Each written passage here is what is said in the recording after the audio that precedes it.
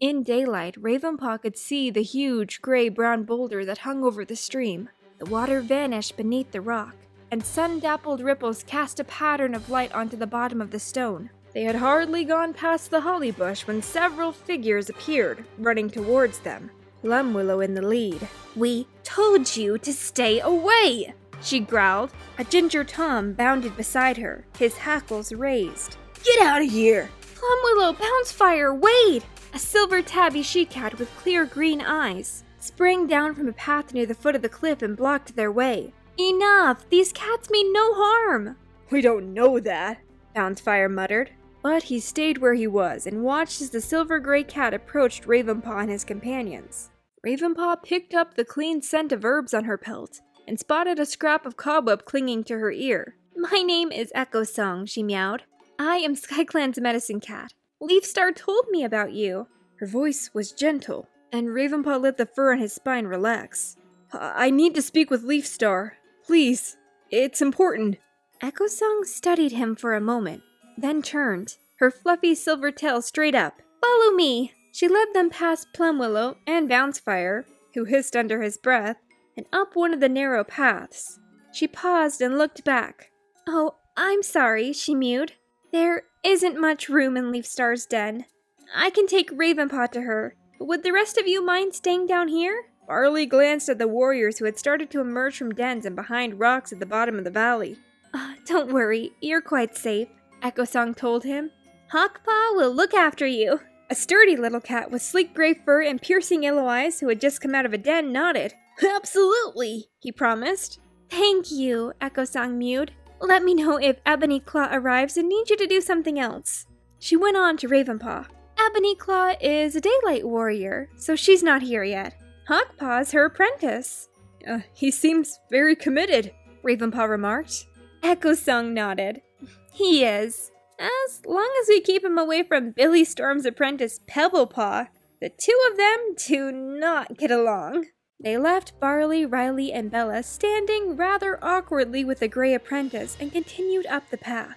It led past several small caves, warrior dens, Ravenpaw guessed from the scents that wafted out, to a ledge where 3 cats sat. Leafstar, a ginger and white Tom with a broad, handsome face, and a Ginger Tom whose gaze raked Ravenpaw's pelt as he approached. Leafstar dipped her head. "Ravenpaw! I wasn't expecting to see you again." She indicated to the cats beside her, the scowling dark Ginger Tom first. "This is Sharpclaw, my deputy, and this is Billy Storm. Whatever you have to tell me, you can say in front of them." Ravenpaw took a deep breath and hoped that the warriors couldn't hear his heart pounding. I want to help you with the kitty pet, problem.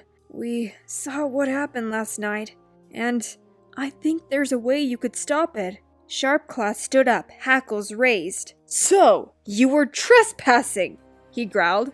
No, we were on the cliff top, on the other side of your border marks," Ravenpaw replied, trying not to let his paws shake. "Sit down, Sharpclaw," Leafstar mewed. The Ginger Tom slowly folded his hind legs beneath him. "Those kitty pets are a nuisance, nothing more," he rasped. "We're not afraid of them." "But they must be taught to respect your boundaries," Ravenpaw meowed. "You cannot let them come into the heart of your camp." "We're hardly welcoming them in," Billy Storm pointed out. Leafstar raised one paw. "Do you think you know a way to keep them out of camp, Ravenpaw?" Her tone was light, as if she was prepared to listen to him out of politeness. Ravenpaw stood up and unsheathed his front claws to mark a shape on the sandy ledge. With a few swift lines, he made a circle with ripples spreading outward, just like the pattern in the moonlit pool in his dream. This is your camp," he explained, pointing to the circle in the center. "But the boundaries need to be much further out to keep trespassers at a safe distance." He rested his paw on the outermost ripple. "This is the point you need to defend, halfway across the empty ground between your camp and the 2 lake dens. If you make that your boundary, and then prove to the kitty pets that you will not let them cross, then your home will be safe." "Who are you to tell us about boundaries?" Sharpclaw huffed. "You're not even a clan cat." But Leafstar was nodding, staring down at the marks in the sand. You mean that we should move our boundary back from the edge of the gorge? Yes, I can see sense in that. It will be harder to patrol because there are so few points to place markers out there. But it would certainly protect the gorge. She looked up at Ravenpaw. And how would you teach the kitty pets to stay away from the new boundary? Ravenpaw gulped.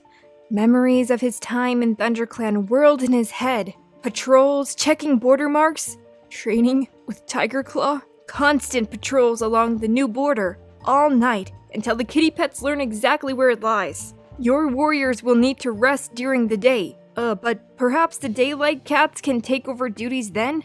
You might only need a constant patrol for one night, if you fight hard enough.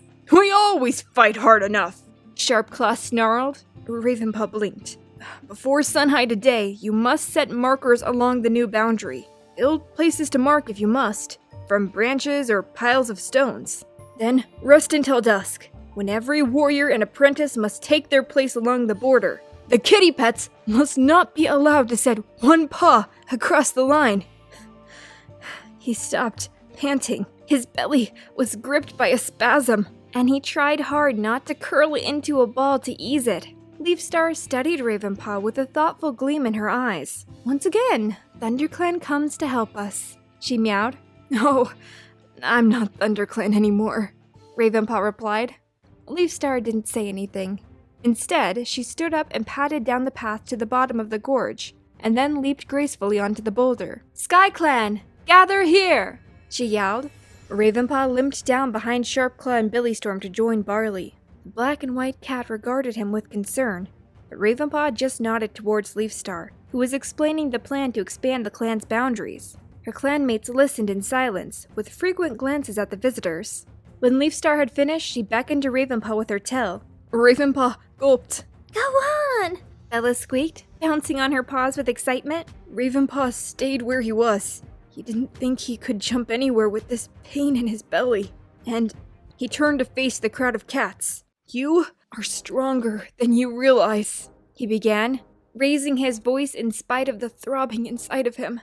There were a few indignant murmurs. You know nothing of how strong we are. Come here and fight if you think we're so weak, Ravenpaw carried on. Unlike kitty pets, you have your warrior ancestors on your side, and your faith in the warrior code to keep you strong.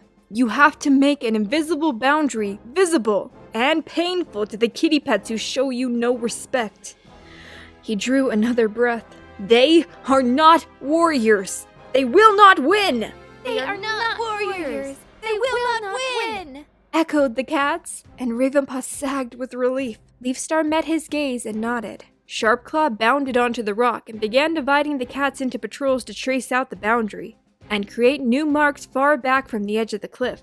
To Ravenpaw's surprise, he paused and growled at Riley and Bella. I suppose you want to help too? The young cats nodded so fast that their ears flapped. Sharpclaw flicked his tail at Riley. You, go with Cherrytail, Wasp Whisper, and Dustpaw to pile up stones for the new markers. Riley ran over to join the patrol. Sharpclaw gestured to Bella. You can help Bouncefire and Blossompaw fetch sticks from the woods. What about the Daylight Warriors? Plumwillow called from the middle of the crowd. Are they going to do all the regular duties so we can rest before the fight?